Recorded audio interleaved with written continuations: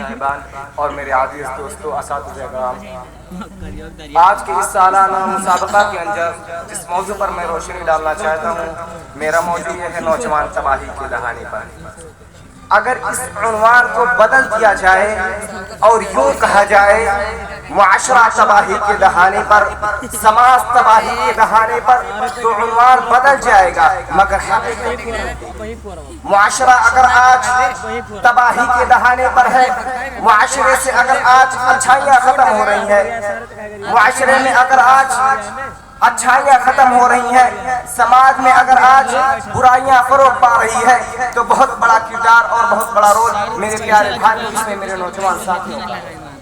نوجوان سماج کا وہ امپورٹنٹ اہم حصہ ہے کہ کوئی بھی سماج یا کوئی بھی معاشرہ نوجوانوں کے بغیر کمپلیٹ نہیں ہوتی۔ نوجوان اس معاشرے کی جان ہے، اس معاشرے کا کیپٹل ہے، اس کا سرمایہ ہے۔ اور میں آپ سے ایک بات کہنا چاہتا ہوں، دنیا کے ہر ملک، دنیا کے ہر سماج کا پروجیکٹ کا حصہ ہے نوجوان۔ دنیا کا کوئی بھی ملک نوجوانوں کو کام میں لائے بغیر ترقی نہیں کر سکتی۔ دنیا کی کوئی قوم آگے نہیں بڑھ سکتی جب تک اس کے نوجوان باہمت نہ ہو، اس کے نوجوان باعمل نہ ہو، اس کے نوجوان محنتی نہ ہو۔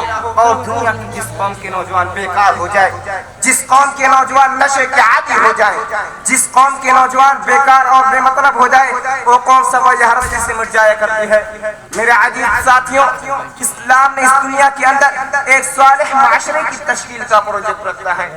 اسلام کا پروجیکٹ یہ ہے کہ دنیا کے اندر ایک اچھا سماج بنے، ایک بہترین سماج بنے۔ اسلام اپنے اس پروجیکٹ کے لیے نوجوانوں کو آگے رکھتا ہے۔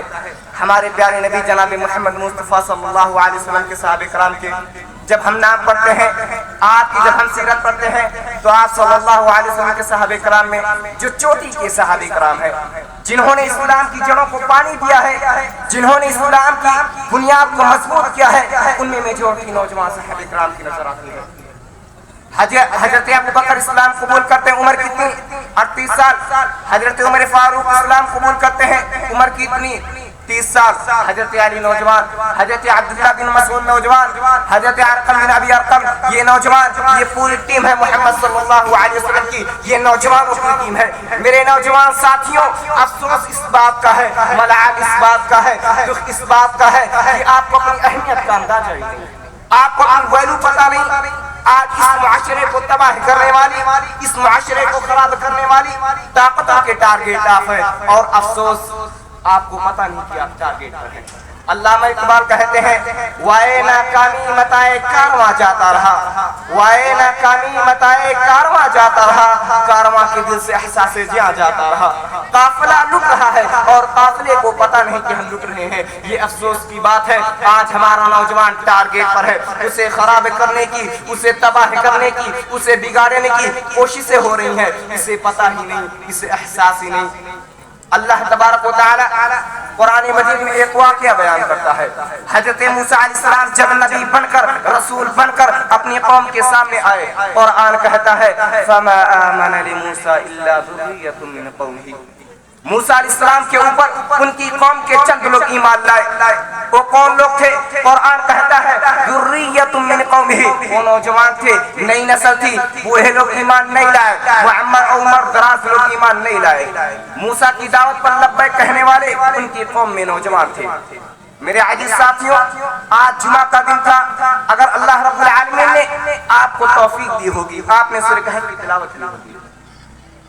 ہمارے نبی صلی اللہ علیہ وسلم کی حدیث ہے، جو جمعہ کے دن سورہ کہف کی تلاوت کرے، اگلے جمعہ تک اللہ تبارک و تعالی اس کو نور عطا کرتا ہے، اس کو روشنی عطا کرتا ہے۔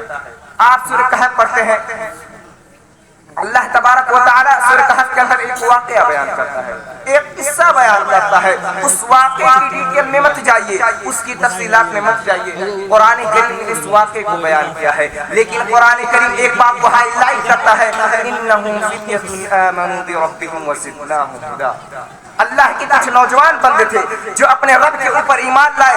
قرآن کریم انہیں ہائی لائٹ کرتا ہے کہ دنیا والوں سنو، ایمان کی طاقت اور توحید کی دعوت سب سے پہلے دنیا میں قبول کرنے والے نوجوان تھے۔ میرے عزیز ساتھیوں، کل قیامت کا دن ہوگا، گرمی اور سورج کی تپش سے لوگ بے حال ہوں گے۔ ہمارے نبی صلی اللہ علیہ وسلم کی حدیث ہے، سبعۃ یظلھم اللہ فی ظلہ یوم لا ظل الا ظلہ، 7 طریقے کے لوگوں کو اللہ تبارک و تعالی اپنے عرش کا سایہ عطا فرمائے گا۔ ان 7 خوش نصیب بندوں میں ہمارے پیارے نبی صلی اللہ علیہ وسلم ارشاد فرماتے ہیں وہ جوان بھی ہوگا، اس کی جوانی اللہ رب العالمین کی عبادت میں گزری ہوگی۔ انسان کی زندگی کا سب سے کمپلیٹ اور سب سے پرفیکٹ دور جوانی کا دور ہوتا ہے، جس میں دماغ بہترین دماغ کام کرتا ہے اور انسان سب سے زیادہ ایکٹیو ہوتا ہے۔ اسی لیے جنتی جب جنت کے اندر جائیں گے، اللہ کے پیارے نبی صلی اللہ علیہ وسلم ارشاد فرماتے ہیں لا یحرمون عبدا، جنتی کبھی بوڑھے نہیں ہوں گے، جنت میں بڑھاپا نہیں ہوگا، کیونکہ بڑھاپا کمزوری ہے اور جوانی طاقت۔ جوانی انسان کی زندگی کی سب سے کمپلیٹ اور سب سے پرفیکٹ دور ہے، مگر آج ہمارا نوجوان تباہی کی دہانے کا ہے، آج برباد ہے۔ کس کس چیز میں برباد ہے؟ میں کن چیزوں کا نام لوں؟ سب سے بڑی تباہی جو ہمارے نوجوان کو لاحق ہے، دین اور ایمان کے معاملے میں برباد ہے۔ آج انٹرنیٹ پر کس کی باتیں سن کر قرآن و حدیث سے دور ہے۔ ایک مسلمان کی سب سے بڑی کنجی اس کا ایمان ہے، سب سے بڑی دولت اس کا ایمان ہے، اور کل قیامت کے دن جس کے پاس یہ دولت نہیں، سب کچھ بیکار ہے۔ اللہ تبارک و تعالی قرآن مجید میں ارشاد فرماتا ہے ان الذين كفروا وماتوا وهم كفار فلن يقبل من احدهم ملء الارض ذهبا، جو لوگ ایمان نہیں لا پائے، کفر کی حالت میں انتقال کر گئے، اللہ رب العالمین کے بارگاہ میں زمین بھر کر سونا دے دیں تو قبول نہیں کیا جائے گا۔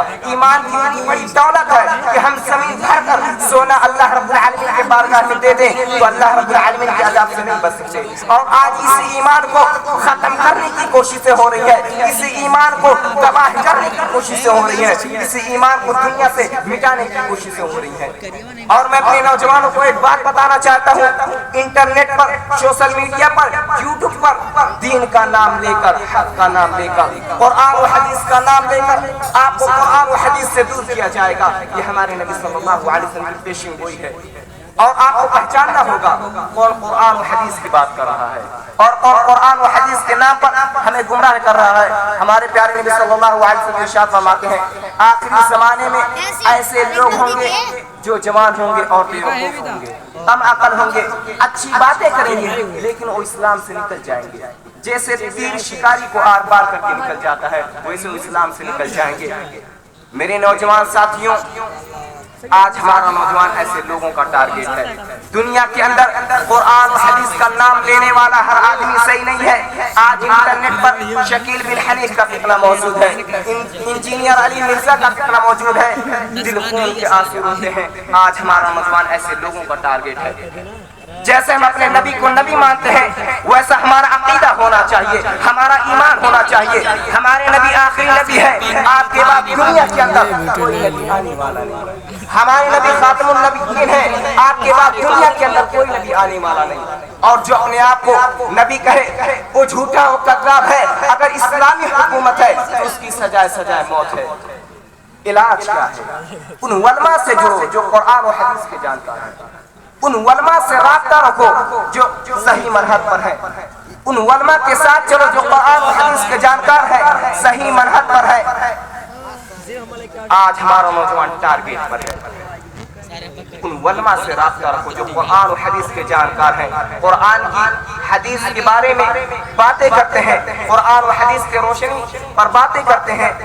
اسی لیے میں اپنی بات کو زیادہ طول نہ دیتے ہوئے اللہ رب العالمین سے دعا ہے بار لہا ہم تمام نوجوانوں کو امت کے لیے مفید اور کارآمد بنائے۔ اللہ ہمارے وہ نوجوان جو ہر قسم کے نشے کی لت ہے، اللہ تو ان کی اس لت کو دور کر کے انہیں نیک اور صالح بنائے۔ اللہ ہمارے علماء حق کی حفاظت فرمائے۔ اللہ ہم تمام مسلمانوں کو قرآن و حدیث کی باتوں کو گاؤں گاؤں تک، شہر شہر تک پھیلانے کی توفیق عطا فرمائے۔ آمین۔ وآخر دعوانا ان الحمد للہ رب العالمین۔ السلام علیکم ورحمۃ اللہ وبرکاتہ۔